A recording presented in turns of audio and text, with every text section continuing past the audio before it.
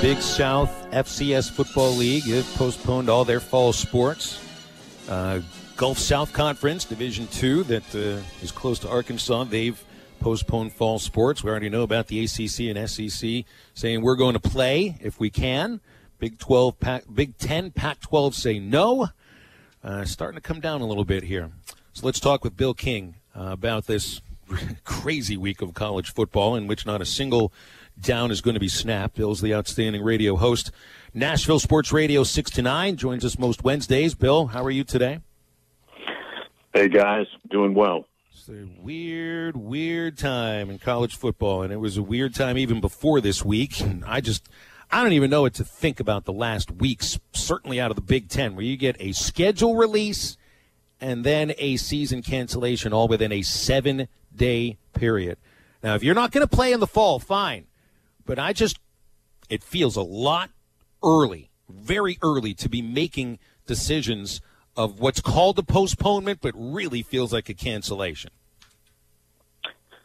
Yeah, I thought on Tuesday, I wouldn't have bet much, but I thought on Tuesday they'd kick the can down the road a little bit and buy some time.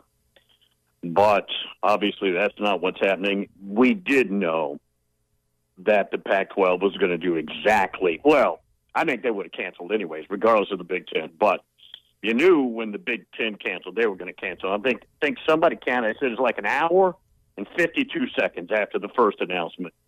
The second one came from the Pac-12. And, yeah, there's a lot of things I don't quite get.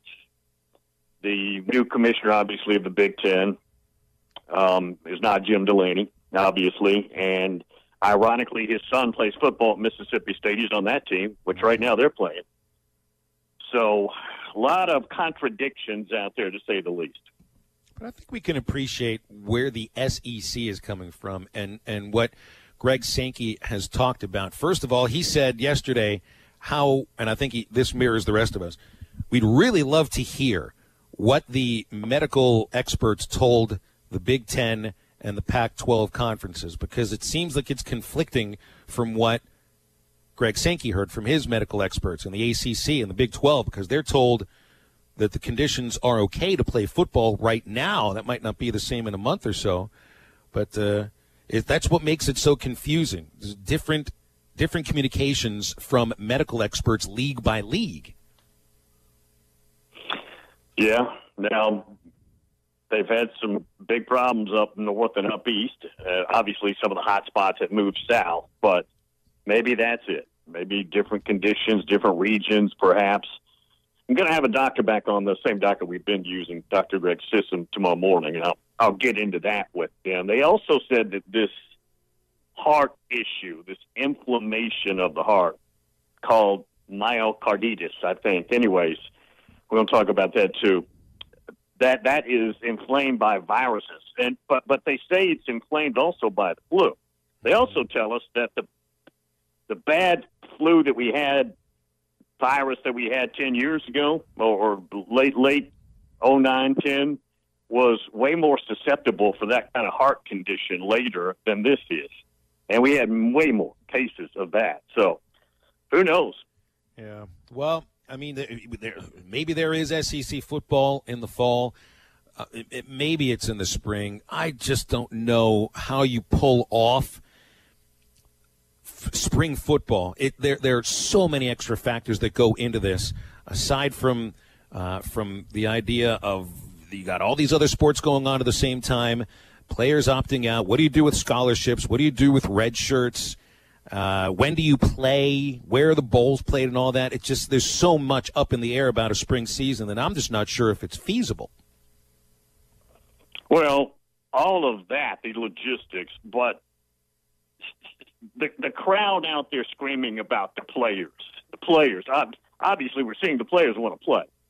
But the ones that are saying they get mistreated are saying, well, so you're going to ask players that are underclass, can't turn pro, whatever, to basically play 2 seasons in a couple of months, right? You do it in the spring, you get a little bit of a break, you wind back up, start again. If everything's back on the normal calendar, that's a really odd schedule. I don't think you can do that with football.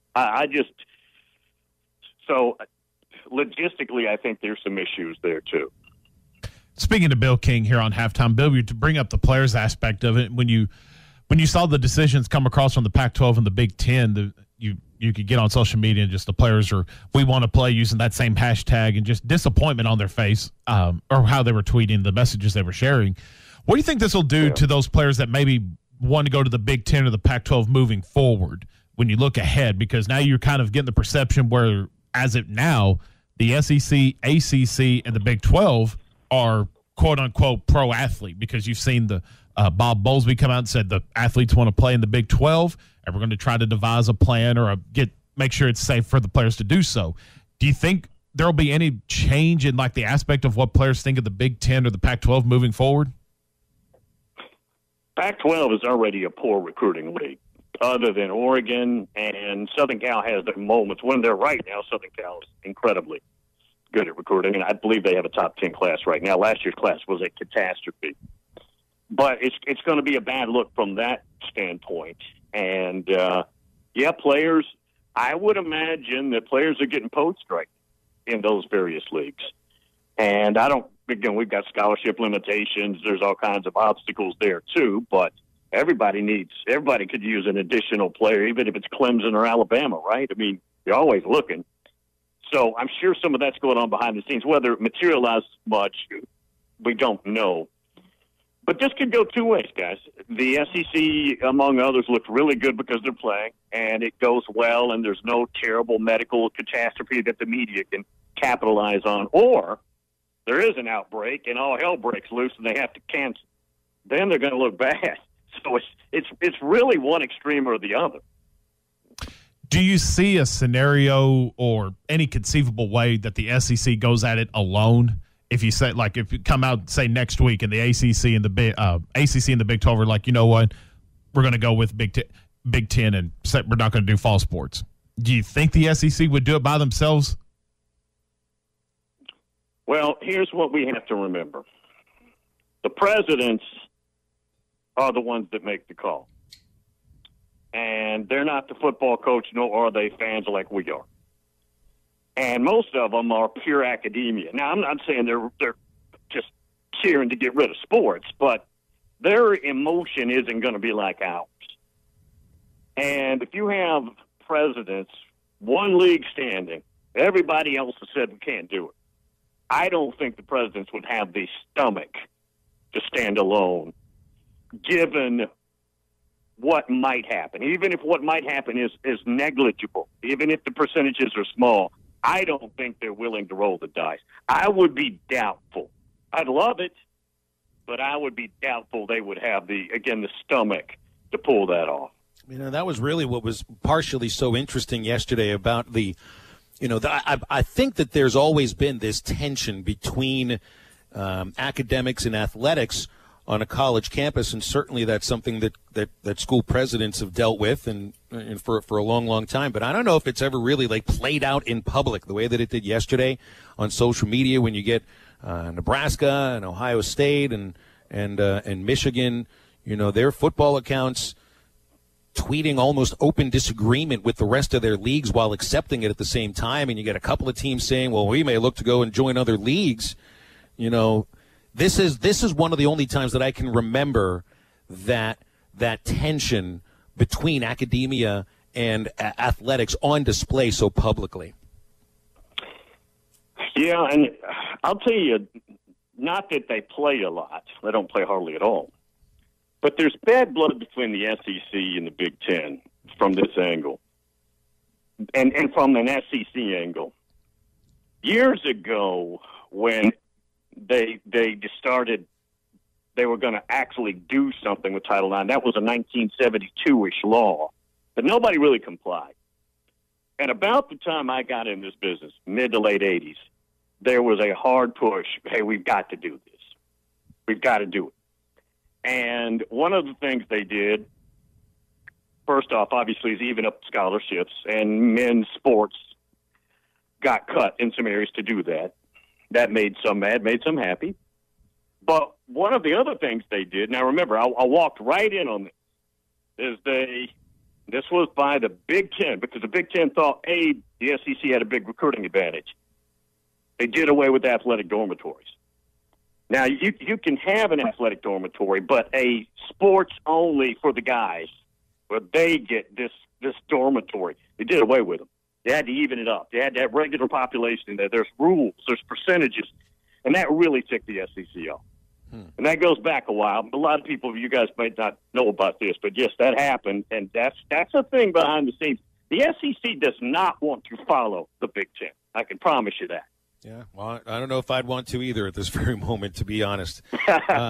Bill, last question I wanted to ask here, and I think it's not a surprise because he is the most famous current college football player, but over the summer, Trevor Lawrence's profile has grown incredibly, and he's been out in front of, social justice in terms of what he says about his teammates and backing them up. Yeah. And in this issue, too, that we want to play, it really does seem that everything we heard about Trevor Lawrence from Coach Swinney and from his teammates, this kid really is a natural leader, and I think we've seen that on a larger scale, really, even in the last couple of weeks. Yes, and remember, he doesn't need college football at all. Right. I mean, he could announce months ago, I'm out. I'm the number one pick. Now, he wouldn't say it like that, but that's the kind of power he has right now. He doesn't need another season. He doesn't need anything. He doesn't need another rep. Now, obviously, he needs to get better because everybody's trying to get better, but he is the consensus number one guy. So he's coming out here and saying, I'm ready to play. I know the risk with the virus. I know the risk with concussions. I know the risk with my knees. And so I think that's just as impressive.